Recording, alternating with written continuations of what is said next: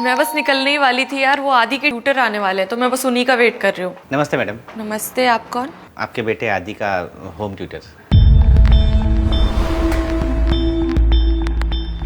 प्रिया, मैं call back करती हूँ अभी। तुम नितिन हो? जी। आओ अंदर।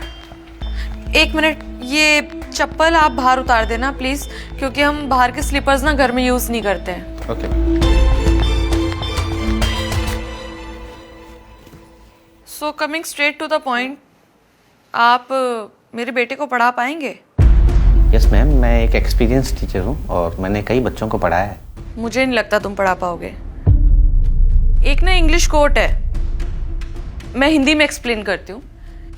इंसान की पहचान ना उसके जूतों से होती है, और इंसान को पहचानने में ना मैं कभी चूक नहीं करती। द पॉइंट इज कि मेरे बेटे का ICSE बोर्ड है और सब कुछ इंग्लिश में ही होता है, और तुम्हें देख के लग रहा है कि तुम किसी गांव से बिलोंग करते हो।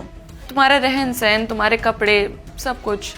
और मेरा बेटा आदि अगर तुमसे ट्यूशन्स लेगा तो वो बिल्कुल तुम्हारे जैसा बन जाएगा, जो कि मैं बिल्कुल नहीं चाहती। सो बुरा मत मानना, मैं बस फैक्ट्स बता रही थी। I hope you understand. नहीं मैम, मैं बुरा नहीं मान रहा हूँ। मुझे तो आपके बच्चे के फ्यूचर के लिए अफसोस हो रहा है। मतलब? मैम, माँ एक बच्चे की पहली गुरु होती है, और जिस माँ की ऐसी सोच हो वो बच्चा आगे चलकर क्या करेगा। कहना क्या चाहते हो तुम? मैम, आपने मुझे बहुत कुछ बोला और मैंने आपको बगैर टोके सुना। अब मैं आपसे कुछ कहूँगा, लेकिन आप नाराज मत होइएगा।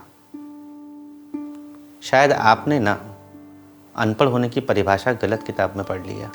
शिक्षा पर सभी का समान अधिकार है, और जिसे जीवन में कुछ करना होता है ना, वो समाज और परिस्थितियों से हार नहीं मानता। आपने मुझे कहावत सुनाई ना, मैं भी आपको एक कहावत सुनाता हूँ। हिंदी में ही सुनिएगा। जिसे पढ़ना लिखना होता है ना मैडम, वो पढ़ ही लेता है। उसके लिए उसे शहर या अच्छे इंस्टीट्यूट की ज़रूरत नहीं होती, अच्छे कपड़ों की ज़रूरत नहीं होती। अनपढ़ वो नहीं होता जिसे पढ़ना लिखना ना आए। अनपढ़ वो होता है जिसे लोगों की इज्जत करना ना आए, जो दूसरे की शिक्षा का स्तर उसके कपड़ों से आके।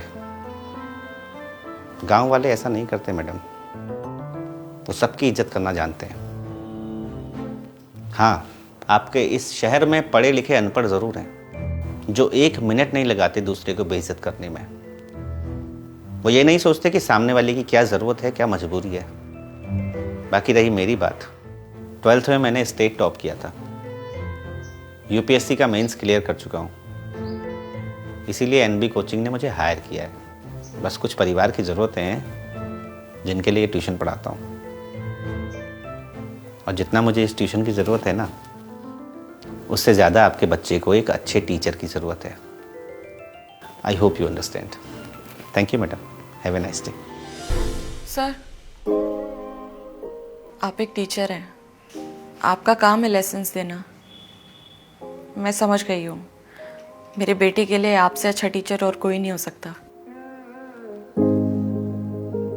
मैं कल से आता हूँ।